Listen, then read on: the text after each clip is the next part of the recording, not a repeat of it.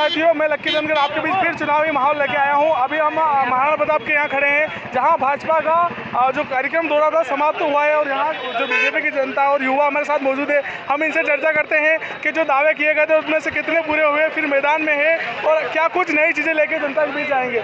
जी दादा, आप फिर से चौथी बार इस बार यशपाल जी कहना है कि चौका मैदान में है, क्या कुछ माहौल चल रहा है लगातार और इतनी भीड़ थी, कितनी पब्लिक आई थी? भारतीय जनता पार्टी का प्रत्येक कार्यकर्ता मैदान में है, पोलिंग बूथ पर है, घर घर के अंदर कमल खिलाने के लिए निकल पड़ा है। तो कितनी पब्लिक थी आपकी रैली? लगभग आज 2000 से अधिक वाहनों के साथ आपने नगर भ्रमण किया है। लगातार माहौल चल रहा है, कांग्रेस शिवना को लेकर मेन मुद्दा बना रही है इस पे कि 27 करोड़ रुपए समाप्त हो गए, कुछ भी नहीं हुआ इस बात पे, और मंदसौर के विकास को लेकर खास कुछ क्या कहेंगे आप? देखो, उनको इसकी ABCD नहीं पता। विपिन जैन जी दलोदा से बाहर कभी निकले नहीं। जी जी। पिछले 2-3 साल से यहाँ अभियान चल रहा था शुद्धिकरण का, कभी उनने एक तगारी नहीं उठाई। और तो और खुद ही माँ, हम तो माँ शिवना कहते हैं ना, किसी माँ को अगर बीमारी हो जाती है हम उसको छोड़ते हैं क्या? मुझे लगता है कि वो खुद नाक बहुत सिकोड़ के निकलते होंगे। माँ से इतनी नफरत करने वाला व्यक्ति अगर केवल चुनावी वादा करता है कि मैं शिवना के लिए कुछ करूँगा, तो वो केवल चुनावी वादा है। वो इस तरह से कर रहा है जैसे एक छोटे शब्दों में लिखा रहता है कि नियम शर्तें लागू, मैं बनूंगा तो करूंगा। अरे भैया, आज से पहले तुम मंदसौर विधानसभा के निवासी थे, कभी आए क्या? दूसरी बात, मंदसौर विधानसभा को लेकर के, माँ शिवना को लेकर के कांग्रेस का ये राजनीतिक मुद्दा और ये हमारा आस्था का विषय है। हम उसको माँ कहते हैं, वो राजनीति कर रहे हैं। हमने कहा है कि माँ शिवना शुद्ध होनी चाहिए, पुण्य सलीला होनी चाहिए।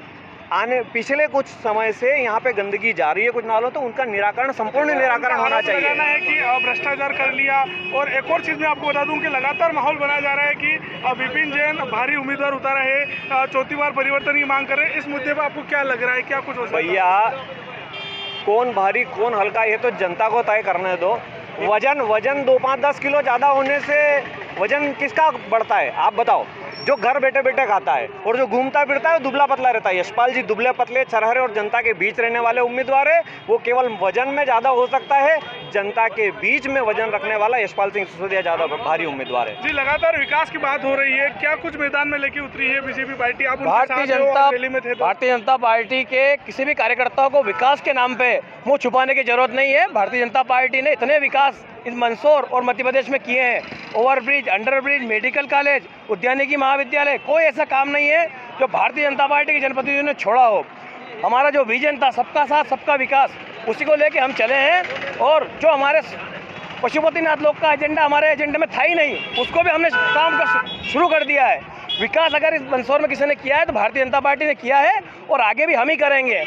और अगर उन्होंने काम किया होता तो मेरा कहना है कि दलोदा की जनता उनको पुनः दूसरी बार नगर पंचायत में मौका दे देती। उन्होंने काम नहीं किया, इसलिए उनको दलोदा की जनता ने उनको मौका नहीं दिया है और मंदसौर में भी नहीं मिलेगा। जी, विपिन जी का कहना है कि अगर इस बार मैं विधायक बनता हूँ तो नंबर 1 विधानसभा बना दूंगा। इस मुद्दे पे आप क्या कहेंगे?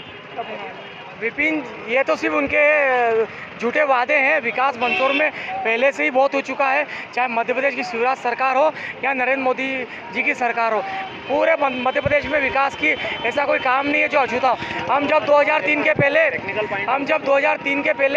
मध्य प्रदेश को देखते थे और आज मध्य प्रदेश को देखिए, पानी, सड़क और बिजली तीनों की कोई कमी नहीं है। पूरे अच्छे से जनता रह रही है, जनता सुख भोग रही है।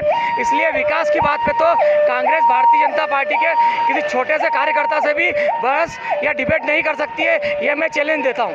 लगातार आप प्रॉपर मंदसौर से हैं। कांग्रेस मंदसौर में कूड़ादान, कचरे को लेकर कि दलोदा को हमने साफ कर दिया, और सबसे आप शिवना पे भी बात कर रहे थे।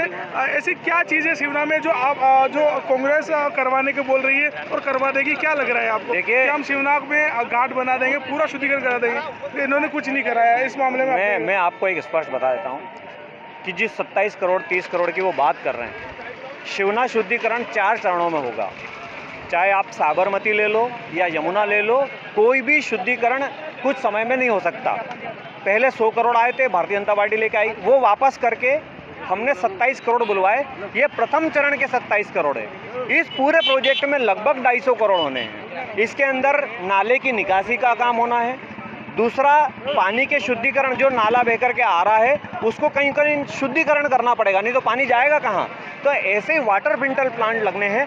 मैं विपिन जैन को सार्वजनिक बहस की चुनौती देता हूँ कि दम है तो सड़क पर उतर करके मुझसे आमने सामने आकर के बहस करे कि शिवना को लेकर के हम क्या करने वाले हैं और तुमने क्या किया। मैं आपको एक बात और कहना चाहता हूँ, उनका दावा खोखला है, नियम शर्तें लागू वाला है। वो लोग हैं जो फारूक की जेब में बंदूक रख करके चुनाव जीतना चाहते हैं, हम फारूक के हाथ में कलम दे करके चुनाव जीतना चाहते हैं। जी, कुल मिला के देखा जाए तो भैया ने बहुत अच्छी बात कही है कि शिवना का मुद्दा लोकल मुद्दा है, चल रहा है काम लगातार, शिवना शुद्धिकरण पे काम चल रहा है और शिवना ही मुद्दा नहीं हो सकती, बहुत सारे मुद्दे हैं जो चुनाव को लेकर इस बार मैदान में काम आएंगे। जी धन्यवाद।